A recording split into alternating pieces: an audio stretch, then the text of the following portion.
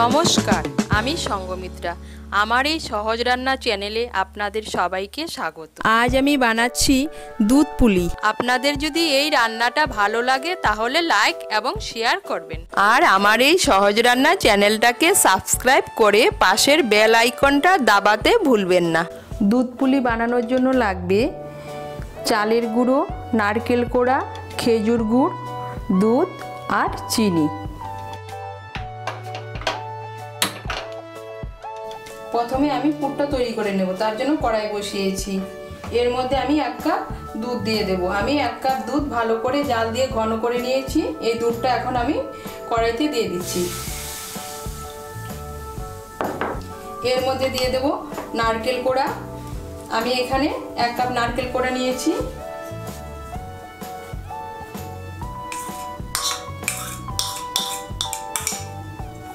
দিয়ে দেব খেজুরের গুড়টা।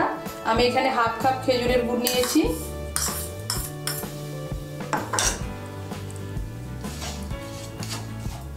গুড়, দুধ আর নারকেলটা আমি ভালো করে মিশিয়ে নেব। আমি দুধ, নারকেল আর গুড়টা ভালো করে মিশিয়ে নিয়েছি।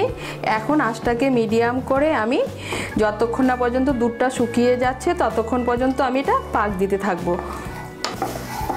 এই দেখুন, দুধটা আমার শুকিয়ে গিয়েছে। শুকিয়ে গিয়ে নারকেলের পাকটাও চলে এসেছে আর আমার পুরটা তৈরি হয়ে গিয়েছে। আপনারা চাইলে এর মধ্যে খোয়া ক্ষীরও মেশাতে পারেন। আর যদি আপনাদের কাছে খোয়া ক্ষীর না থাকে তাহলে এভাবে দুধটাকে জাল দিয়ে ঘন করে নিয়ে এর মধ্যে নারকেলের মধ্যে মিশিয়ে নিয়ে এই পুরটা তৈরি করে নিতে পারেন। এই পুরটা কিন্তু খেতে অসাধারণ লাগে। এই দেখুন, পুরটা আমার তৈরি হয়ে গিয়েছে। এখন আমি পুরটা নামিয়ে ঠান্ডা করে নেব। আমি কাইটা তৈরি করার জন্য আবার কড়াই বসিয়েছি। এর মধ্যে আমি দিয়ে দেব 1 কাপ জল।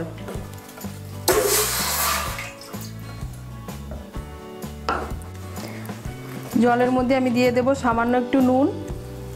নুনটা অপশনাল, আপনারা পছন্দ না করলে নুনটা না দিলেও চলবে। এখন আমি জলটাকে ভালো করে ফুটতে দেব। এই দেখুন, জলটা আমার ফুটে গিয়েছে। এর মধ্যে এখন আমি দিয়ে দেব চালের গুঁড়ো। আমি এখানে 1 কাপ জল নিয়েছি আর 1 কাপ আতপ চালের গুঁড়ো নিয়েছি। এখন আমি এই চালের গুঁড়োটা এই জলের মধ্যে দিয়ে দেব।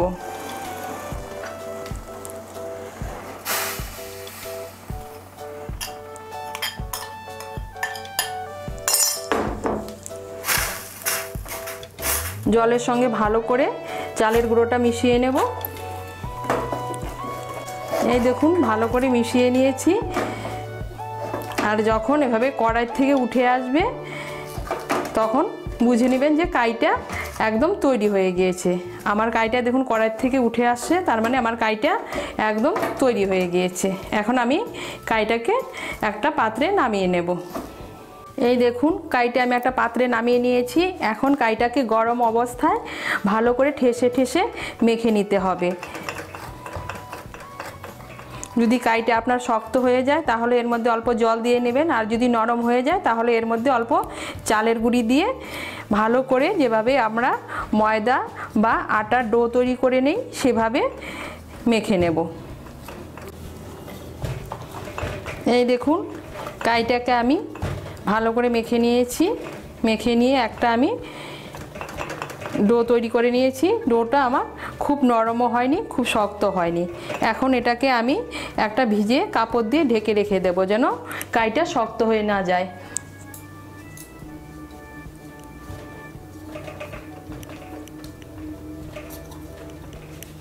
এদিকে আমি 1 লিটার দুধকে জালে বসিয়েছি। আমার দুধটা জাল হতে হতে আমি পুলি পিঠেগুলো বানিয়ে নেব। আমি পুলি পিঠেগুলো বানানোর জন্য কাইয়ের থেকে অল্প অল্প করে লেচি কেটে নেব।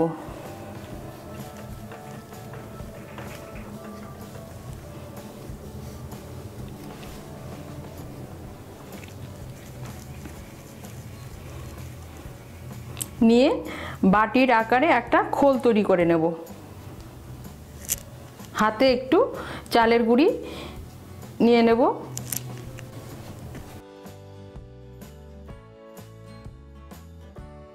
খোলটা পাতলা করে বানিয়ে নেব। এই দেখুন এইভাবে বানিয়ে নেব। এর মধ্যে অল্প করে পুর ঢুকিয়ে দেব, দিয়ে মুখটা বন্ধ করে দেব।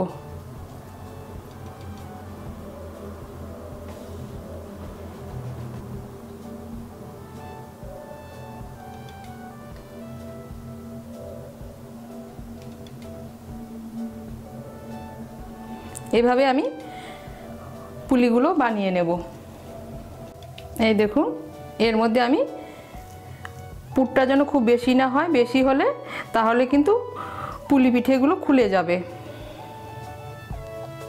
এভাবে মুখটা বন্ধ করে দেব।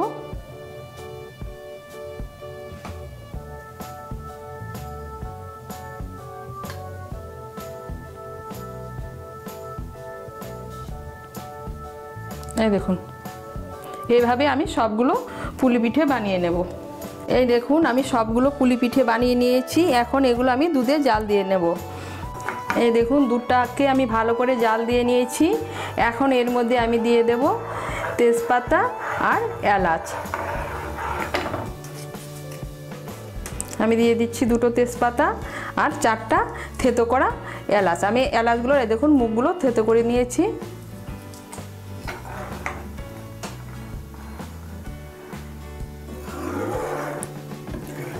দিয়ে দেব স্বাদ মতো চিনি। আমি এখানে 100 গ্রাম চিনি নিয়েছি। আপনারা যে যেরকম মিষ্টি খাবেন সেই অনুযায়ী চিনি দেবেন। আমি এই পিঠাটা চিনি দিয়ে জাল দিচ্ছি, আপনারা চাইলে খেজুর গুড় দিয়েও জাল দিতে পারেন। চিনিটা ভালো করে মিশিয়ে নেব।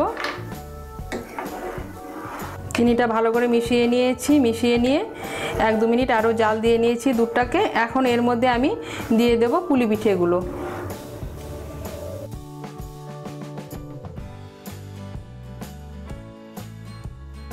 হালকাভাবে নেড়ে দেব। নেড়ে দিয়ে আঁচটাকে মিডিয়াম করে পিঠেগুলো সিদ্ধ হওয়া পর্যন্ত রান্না করে নেব।